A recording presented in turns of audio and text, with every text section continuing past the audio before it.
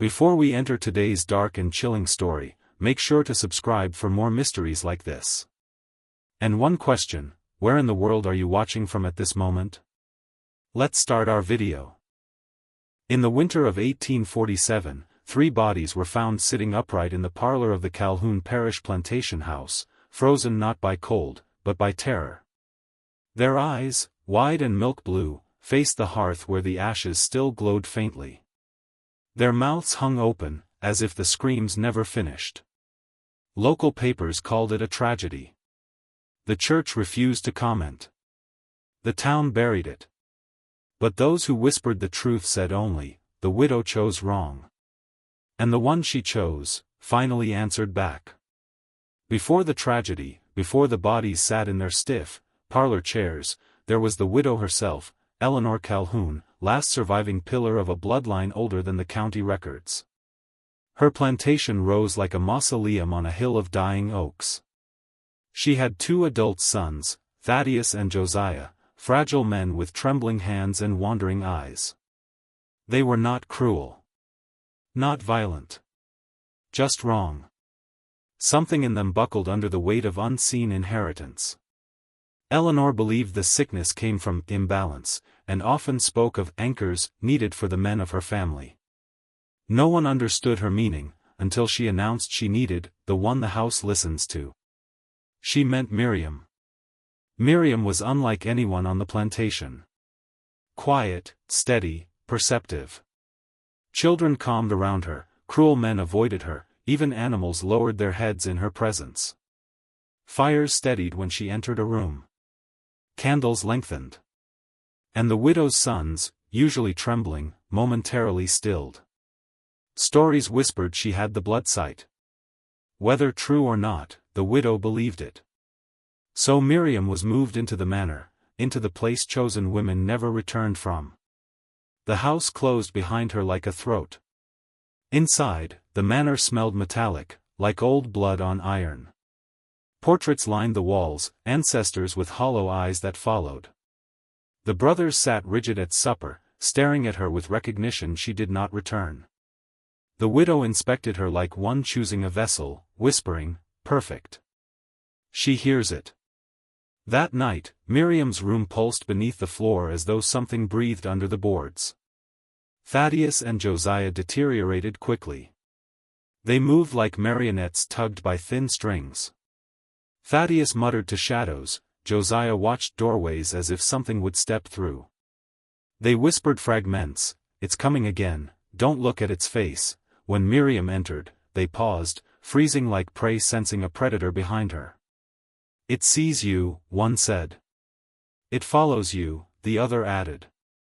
The widow insisted Miriam was there to bind them, to quiet what stirs beneath. They feared she would wake it instead. The house had rules, unspoken but undeniable. Doors resisted or yielded depending on mood. Stairs vibrated when someone lied near them. Rooms grew colder when the sons cried. At twilight, the windows darkened from the inside, as if coated with soot no hand could clean away. Servants whispered of an ancestral pact, of spiritual offerings that once nourished the land. But something in 1847 shifted. The house wanted something purer. Someone who could see. The first incident came at supper. Every candle flame stretched unnaturally tall. Miriam heard a voice pressed into her skull, "You are not the first." The brothers panicked. The widow silenced them with a single crack of her voice. Miriam demanded to know what lived in the manor. "Not in the house," the widow said softly. "Under it." The root cellar door revealed itself next, a small iron door breathing cold, hidden under rotting drapery. When Miriam neared it, something breathed back. The servants panicked. "Don't touch it," they warned.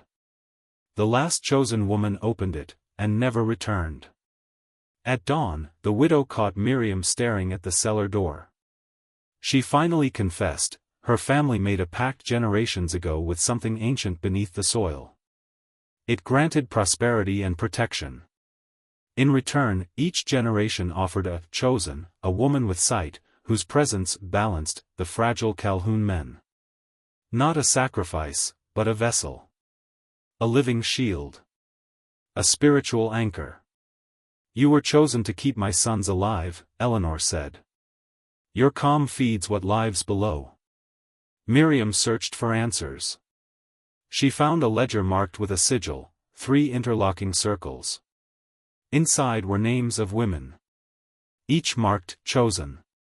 Each with 2 dates, selection, and disappearance. Her name waited on the final blank line. That night, the brothers broke completely. "It crawled in the floor," they sobbed. "Mother calls it the rooted one." Miriam realized the truth: the chosen were consumed gradually, spirit first, sanity next. Servants begged Miriam to flee. None of the chosen lasted long. One old man whispered of the previous vessel, Ruth, who opened the root cellar door, screamed, and was swallowed. But escape was impossible.